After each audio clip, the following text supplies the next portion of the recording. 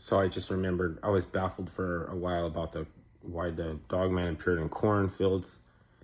Um, kind of like summoned from a dimension that is like it's another realm that's there. It's ancestral, just like in Inuyasha, right?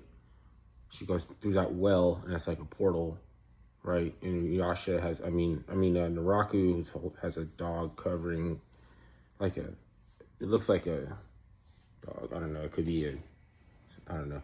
But anyway,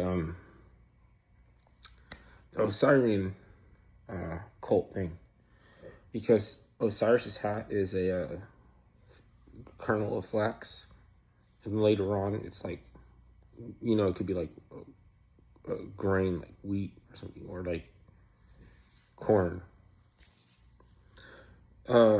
with the husk still on it, which is why it looks like a trichome. So he's like the corn god, and like Anubis is Osiris. Osiris is Anubis. It's just an aspects. That's how gods kind of take on and their other aspects. Like they take on another form as a different god.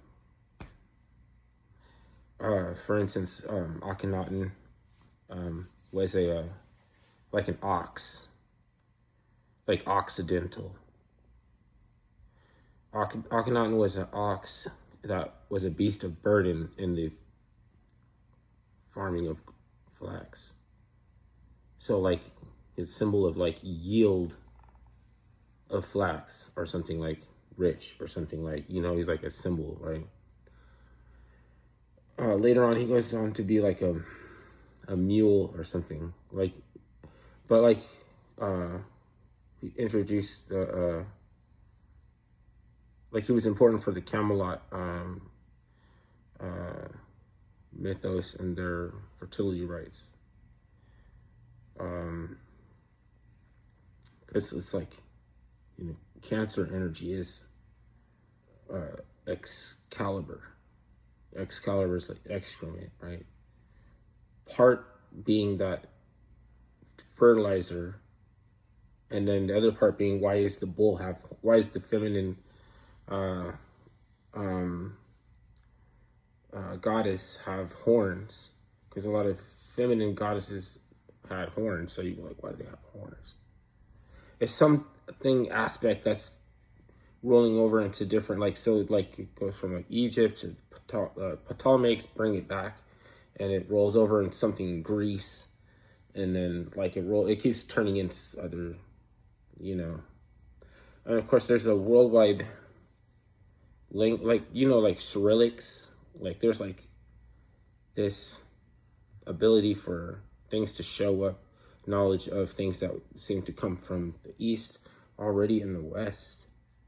And it's like, how would they would communicate with like hieroglyphs, or like the Cyrillic language, or something. Like it keeps changing. Like English kept changing. It was influenced by Indo-Europeans and Germanic, and then like everybody add a little, like then you have like a, almost a different language, but you can understand it, but you can't speak it, kind of thing. So there's nothing new, right, under the sun, right? I'm just picking up on these ways that they just tell you the same story in like different ways. It's just made out of the same stuff. And at some point I had to lose the holy roller aspect, right? So Camelot wouldn't work, and people don't want to go to Camelot because it must be like raw hell, because you're talking about fucking shit, the shale of the lowly body, and the apple of his eyes, all that a man has, like that's from some Camelot, like it could be written in different ways, like some maybe like old English poetry, and you never heard this before, but it's the same story. And so maybe if there's like a ton of history that's actually your birthright, but you have a honest to God reason you don't even know it. Like it sucks that you don't know it. And if you get a chance to learn it and you don't, you're kind of an asshole. But you should get that fucking chance. If you fucking have to send the Dogman after you, you know, like Hellhounds, like for Robert Johnson, you know, playing the blues or something like that. But I mean, they could be telling you, you know, this lore indicates that there's these like two factions. One is the cryptids, and then Dogman, which is like in a lot of instances he's getting his ass kicked. Some instances he might, you know, be a threat. Some instances he might be protecting people.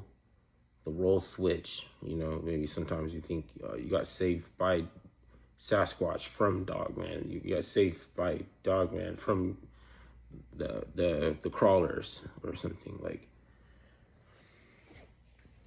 you got to know how to train your dragon.